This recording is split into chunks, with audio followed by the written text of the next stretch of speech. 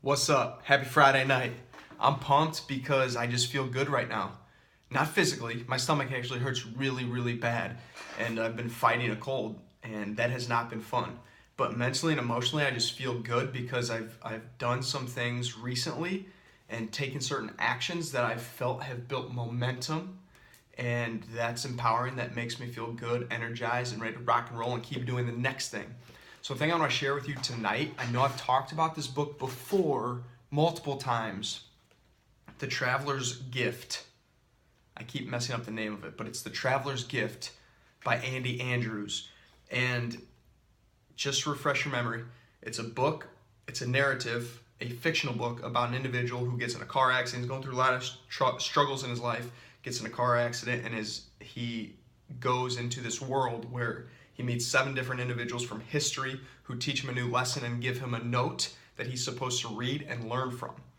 And there are 7 different messages in this that he reads that the author anticipates, or maybe not, that's not the best word, but the author wants the reader then to read and initiate in his or her own mind.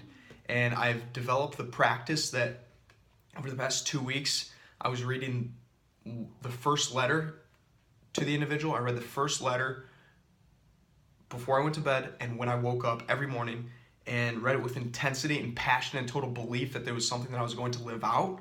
And the first one was the first letter, or actually it's called the first decision for success, is the buck stops here.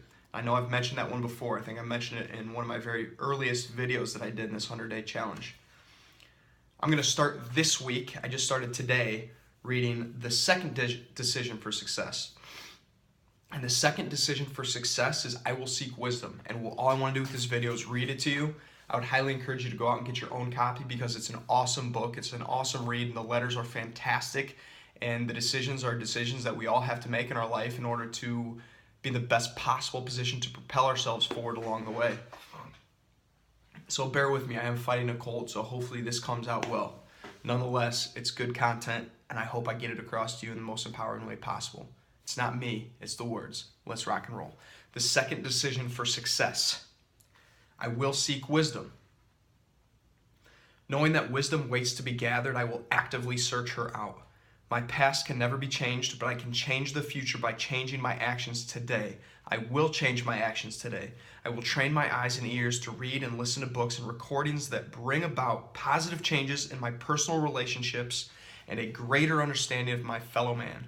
No longer will I bombard my mind with materials that feed my doubts and fears. I will read and listen only to what increases my belief in myself and my future. I will seek wisdom. I will choose my friends with care. I am who my friends are. I speak their language and I wear their clothes. I share their opinions and their habits. From this moment forward, I will choose to associate with people whose lives and lifestyles I admire. If I associate with chickens, I will learn to scratch at the ground and squabble over crumbs. If I associate with eagles, I will learn to soar to great heights.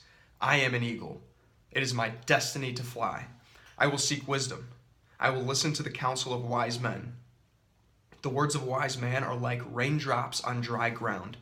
They are precious and can be quickly used for immediate results. Only the blade of grass that catches a raindrop will prosper and grow. The person who ignores wise counsel is like the blade of grass untouched by the rain, soon to wither and die. When I counsel with just myself, I can make decisions only according to what I already know. By counseling with a wise man, I add his knowledge and experience to my own and dramatically increase my success. I will seek wisdom. I will be a servant to others. A wise man will cultivate a servant spirit, for the particular attribute attracts people like no other. As I humbly serve others, their wisdom will be freely shared with me. Often, the person who develops a servant spirit becomes wealthy beyond measure. Many times, a servant has the ear of the king, and a humble servant often becomes a king, for he is the popular choice of the people. He who serves the most grows the fastest. I love that. I will become a humble servant. I will not look for someone to open my door. I will look to open the door for someone. I will not be distressed when no one is available to help me. I will be excited when I am available to help. I will be a servant to others. I will listen to the counsel of wise men. I will choose my friends with care. I will seek wisdom. Boom.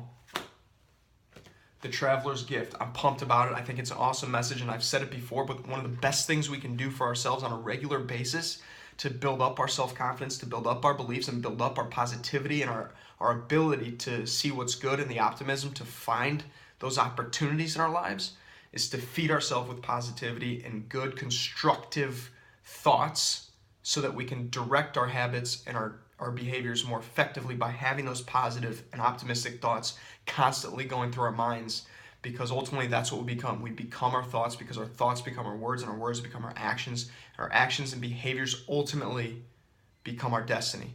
So feed your mind every single morning, every single night before bed, and I highly suggest going through these decisions that are written out in this book. Get the book, find it online, whatever, and just feed your mind before bed. Even if it's not this book, find a way to feed your mind when you wake up, when you go to bed, and times throughout the day when you really need it to empower you and do the next thing in life. I'm juiced, I'm excited, and I would encourage you, because having the gratitude of knowing that there are opportunities like this to feed your mind and be a servant leader and just to help as many other people as possible, gosh, that gets me excited.